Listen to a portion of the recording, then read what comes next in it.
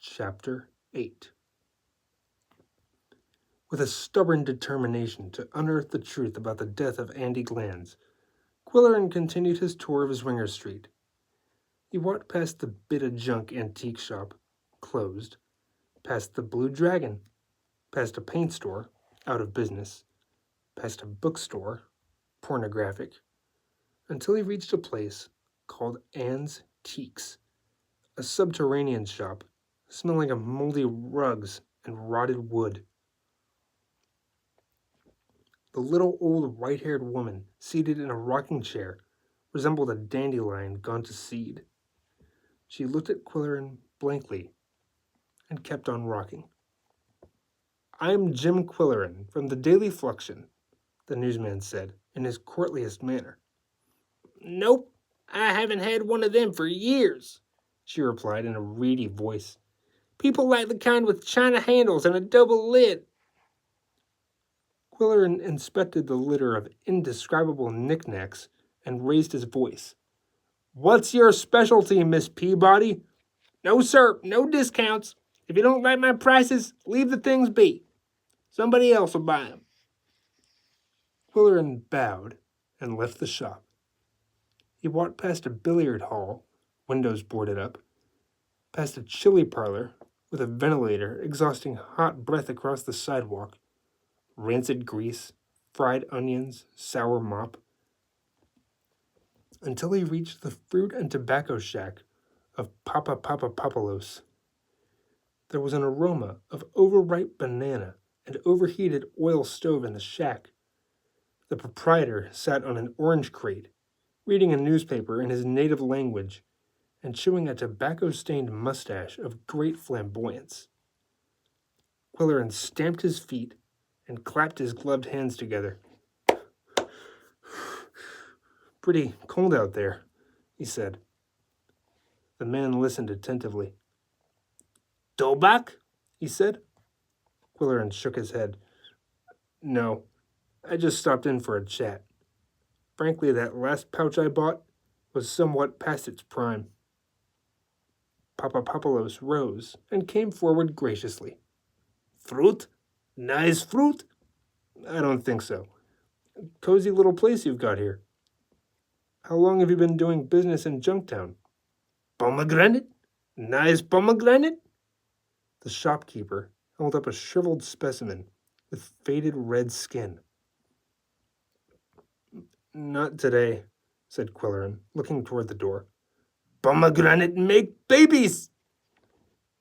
Quillerin made a hasty exit.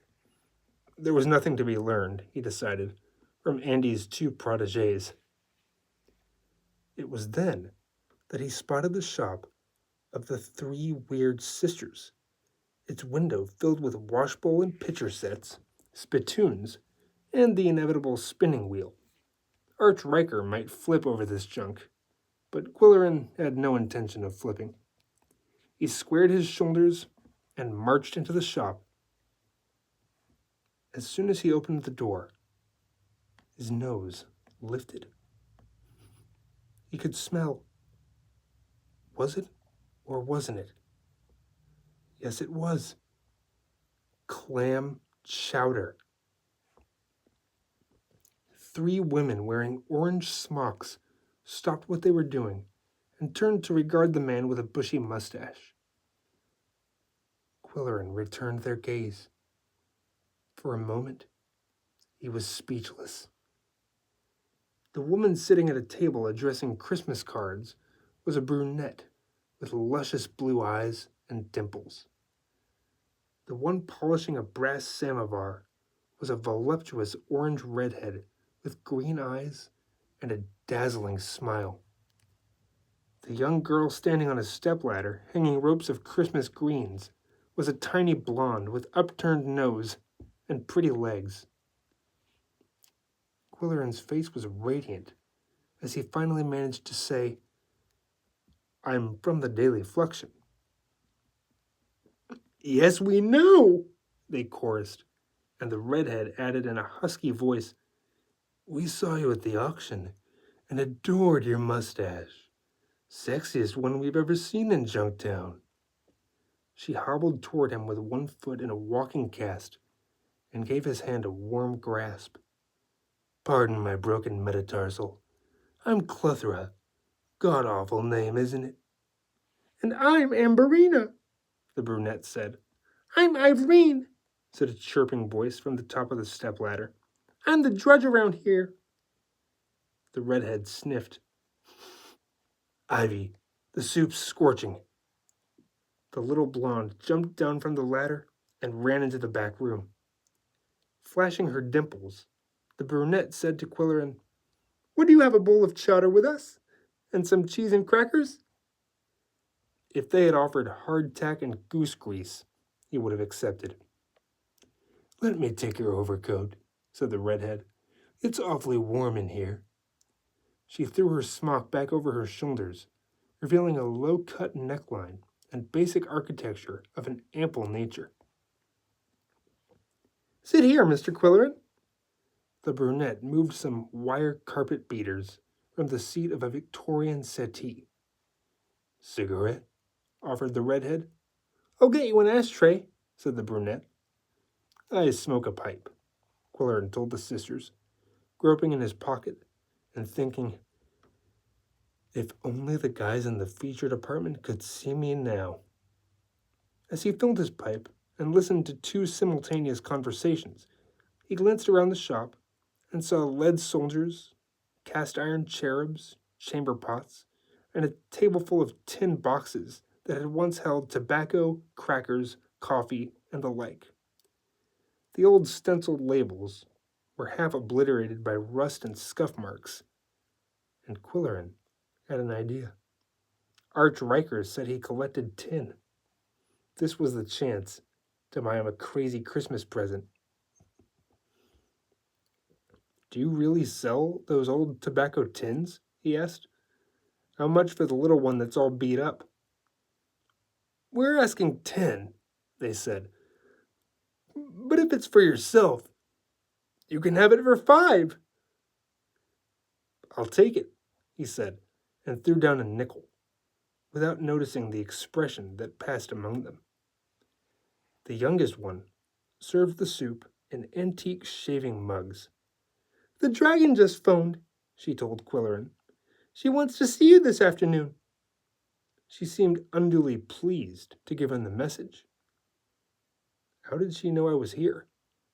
Everybody knows everything on this street, the redhead said. The dragon has this place bugged, the young one whispered. Ivy, don't talk silly. The sisters continued their conversation in 3-part harmony. Clethra in her husky voice, Amberina with a musical intonation, and Irene piping grace notes from her perch. Eventually, Quillerin brought up the subject of Andy Glanz. He was a real guy, the redhead said with lifted eyebrows, and her rasping voice showed a trace of tenderness. He had quite an intellect, I understand, Quillerin said. Clethra wouldn't know anything about that, said the young one on the ladder. She brings out the beast in men. Ivy, came the sharp reprimand. It's true, isn't it? You said so yourself. The brunette hastily remarked, People don't believe we're sisters. The truth is, we have the same mother but different fathers. Does this business support the 3 of you? Heavens, no. I have a husband, and I do this just for fun. Ivy's still in school, art school, and Clethra lives on her alimony, chipped in the youngest, earning pointed glares from her elders. Business has been terrible this month, said the brunette. Sylvia's the only one who's doing any business around here. Who's Sylvia? Quillerin asked. A rich widow, came the prompt reply from the top of the ladder. Sylvia sells camp, the redhead explained. That's not what you called it yesterday, Ivy reminded her. Where's her shop? Asked the newsman. What's her full name? Sylvia Katzenhide. She calls her place sorta camp. It's in the next block. Clifford calls her the cat's backside, Ivy said, ignoring the exasperated sighs from her sisters. If you go to see Sylvia, wear earmuffs, the redhead advised. Sylvia's quite a talker, said the brunette. She's got verbal diarrhea, said the blonde. Ivy. Well, that's what you said. When Quillerin left the three weird sisters, he was walking with a light step. He had heard little Ivy say, as he walked out the door, Isn't he groovy? He preened his mustache, undecided whether to answer Mary Duckworth's summons or visit the loquacious Sylvia Katzenhide. Mrs. McGuffey was also on his list, and sooner or later he would like to talk to the outspoken Ivy again, alone. She was a brat, but brats could be useful, and she was an engaging brat, as brats went. On Swinger Street, a hostile sun had penetrated the winter haze, not to warm the hearts and frozen nose tips of Junktown residents, but to convert the lovely snow into a greasy slush for the skidding of cars and splashing of pedestrians. And Quillerin's mind went to Coco and Yum Yum, lucky cats, asleep on their cushions, warm and well fed, with no weather to weather, no deadlines to meet, no decisions to make. It had been a long time since he had consulted Coco, and now he decided to give it a try. There was a game they played with the unabridged dictionary. The cat dug his claws into the book, and Quillerin opened to the page indicated, where the catchwords at the top of the columns usually offered some useful clue. Incredible? Yes. But it had worked in the past. A few months before, Quillerin had been credited with finding a stolen jade collection, but the credit belonged chiefly to Coco and Noah Webster. Perhaps the time had come to play the game again. He went home and unlocked his apartment door, but neither cat was anywhere in sight. Someone had been in the apartment, though. Quillerin noticed a slight rearrangement and the addition of several useless gimcracks. The brass candlesticks on the mantel, which he liked, had gone, and in their place stood a pottery pig with a surly sneer. He called the cats by name and got no answer. He searched the apartment, opening all doors and drawers. He got down on his knees at the fireplace and looked up the chimney. It was an unlikely possibility, but one could never tell about cats. While he was posed on all fours with his head in the fireplace and his neck twisted in an awkward position, Quillerin sensed movement in the room behind him. He withdrew his head just in time to see the missing pair walk nonchalantly across the carpet, Coco a few paces ahead of Yum Yum as usual. They had come from nowhere, as cats have a way of doing, holding aloft their exclamatory tails. This unpredictable pair could walk on little cat feet, silent as fog, or they could thump across the floor like clodhoppers. You rascals, Quillerin said. Meow? Said Coco, with an interrogative inflection that seemed to imply, Were you calling us? What's for lunch? I searched all over. Where the heck were you hiding? They'd come, it seemed, from the direction of the bathroom. They were blinking. Their eyes were intensely blue. And Yum Yum was carrying a toothbrush in her tiny V-shaped jaws. She dropped it in front of him. Good girl! Where did you find it? She looked at him with eyes bright, crossed, and uncomprehending. Did you find it under the tub, sweetheart? Yum Yum sat down and looked pleased with herself, and Quillerin stroked her tiny head without noticing the faraway expression in Coco's slanted eyes. "Come on, Coco, old boy," he said. "Let's play the game." He slapped the cover of the dictionary, the starting signal, and Coco hopped on the big book and industriously sharpened his claws on the tattered binding. Then he hopped down and went to the window to watch pigeons. "The game! Remember the game? Play the game!" Quillerin urged, opening the book and demonstrating the procedure with his fingernails. Coco ignored the invitation. He was too busy observing the action outdoors. The newsman grabbed him about the middle and placed him on the open pages. "Now dig, you little monkey." But Coco stood there with his back rigidly arched and gave Quillerin a look that could only be described as insulting. "All right, skip it," the man said with disappointment. "You're not the cat you used to be. Go back to your lousy pigeons." And Coco returned his attention to the yard below, where Ben Nicholas was scattering crusts of bread. Quillerin left the apartment to continue his rounds, and as he went downstairs, Iris Cobb came flying out of the junkery. "Are you having fun in Junktown?" she asked gaily.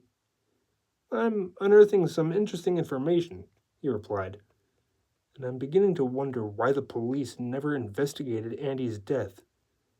Didn't the detectives ever come around asking questions?"